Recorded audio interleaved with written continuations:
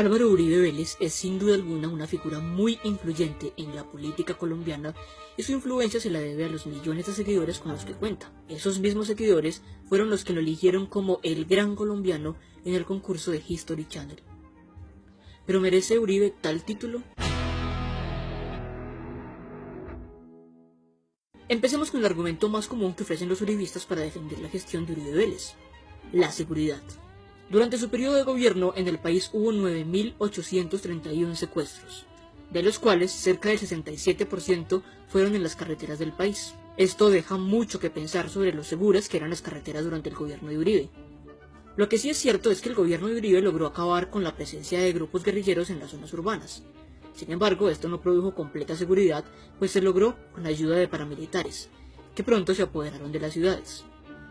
Estos grupos paramilitares son responsables del 80% de los desplazados del país y del 61.4% de las masacres perpetradas entre 2002 y 2007. Y el Estado, encabezado por Álvaro Uribe, no los persiguió. Muy por el contrario, muchos jefes paramilitares confesaron haber recibido ayuda del mismo gobierno. Además, el Estado asesinaba jóvenes inocentes para hacerlos pasar por guerrilleros y hacerle creer al país que se estaba acabando con la guerrilla. Esto se conoció como el escándalo de los falsos positivos, que contó con más de 4.000 víctimas. Lo anterior nos da como resultado, según cifras oficiales, que el gobierno de Uribe fue el que tuvo mayor número de víctimas por el conflicto armado, y lo peor del asunto es que durante su gobierno no permitió que las víctimas fueran reparadas y conocieran la verdad, y hoy se opone al punto de reparación de víctimas del acuerdo de paz, diciendo que atenta contra la propiedad privada. Así, el ejército, cuyo jefe máximo es el presidente, para aquel entonces Álvaro Uribe Vélez, perpetró grandes masacres como la de San José de Apartadó, el exterminio de grupos indígenas como arahuacas, cogis, huicas y cancuamas, la masacre de Cajamarca en Tolima y unas cuantas más. En medio de este panorama, ¿es posible afirmar que el gobierno de Uribe fuera seguro? Pasemos a la economía. Antes de ser presidente de Colombia, Uribe fue senador, y desde allí promovió la Ley 100 de 1993. Con la Ley 100 vinieron muchos problemas para la clase media y baja de Colombia. La Ley 100 afectó gravemente a los que estaban y a muchos que aún están esperando su pensión, pues aumentó la edad para pensionarse en el caso de las mujeres a 57 años y en el caso de los hombres a 62 años. También aumentó las semanas de cotización para acceder a la pensión a 1.250, eliminó la mesada 14 o prima de junio para jubilados, y las personas que ganan el salario mínimo se les debe descontar un 16% para poderles garantizar el derecho a la salud. Todo ese dinero que se les descuenta al pueblo va a dar al sector de la salud. Sin embargo, el sistema, en lugar de mejorar, empeora.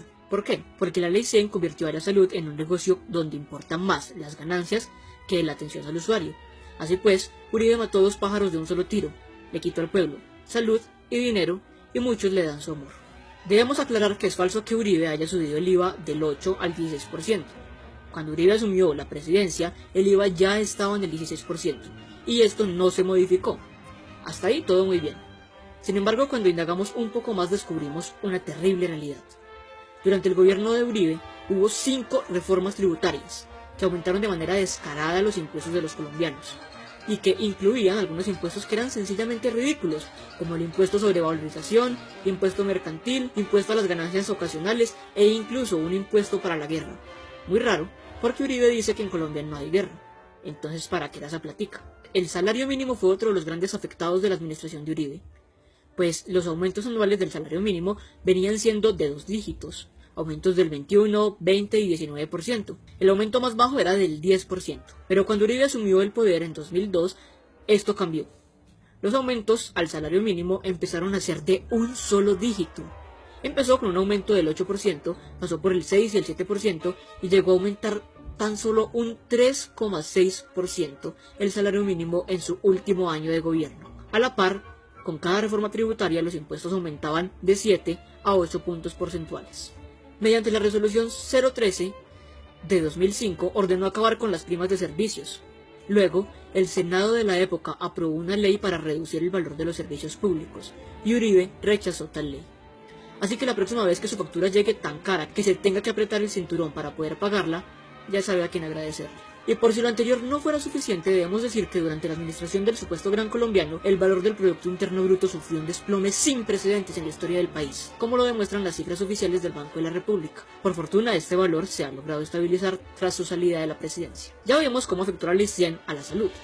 Pero esto no fue suficiente. Durante su presidencia ordenó el cierre de cerca de 18 hospitales, como si hubieran de sobra. En su periodo como senador también atacó el derecho al trabajo, acabando con la estabilidad laboral y el derecho a las prestaciones por medio de la Ley 5090, en la que se permite a los empleadores ofrecer contratos solo por 3 o 4 meses, sin prestaciones y con salarios por debajo del mínimo. Eliminó más de 30.000 empleos que generaba el sector público. Y para poner la cereza en el pastel, pese a que él lo niega, las evidencias demuestran que eliminó el pago por horas extras. Estas son solo algunas de las cosas que ha hecho contra la clase media y baja del país. En este solo video me es imposible hablar de todas las cosas que ha hecho Uribe contra los colombianos. Por eso me gustaría hacer una segunda parte. Escribe en la caja de comentarios si te gustaría que le hiciera. Si te gusta el video, déjale me gusta y comparte este video con todos tus amigos uribistas. Y no olvides suscribirte en este botón. Hasta la próxima.